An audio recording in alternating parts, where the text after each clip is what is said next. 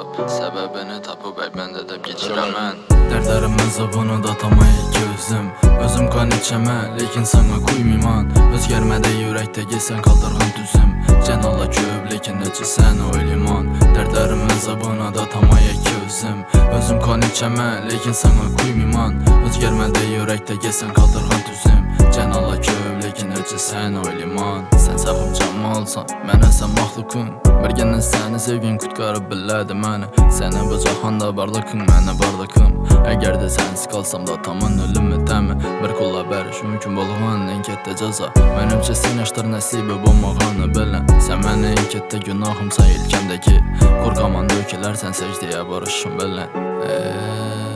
Gözlərinə çöktüm Ornuna başqasını koymayman Bugün şaraba mən böyüktüm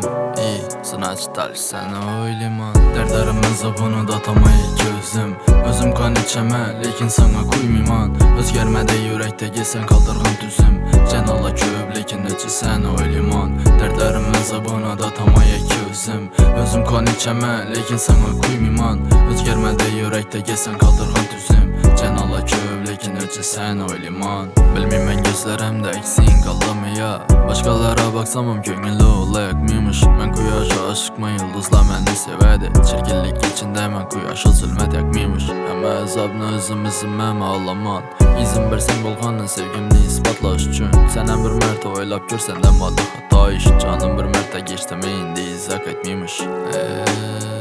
Gözlərinə çöktüm Ornuna başqasını koymayman Bugün şaraba mən böyüktüm Sınaç dal sən o liman Dərdlərim əzabını datamayı gözüm Özüm qan içəmə, lekin sana qoymayman Özgərmədə yürəkdə gəlsən qaldırğan düzüm Cənala köp, lekin necə sən o liman Dərdlərim əzabını datamayı gözüm Özüm qan içəmə, lekin sana qoymayman Özgərmədə yürəkdə gəlsən qaldırğan düzüm Cənala köp, lekin necə sən o liman Başqasını koymayman Dal sən o liman Gözlərinə çöktüm Ornuna başqasını koymayman Bugün şaraba mən böyüktüm Sınaç dal sən o liman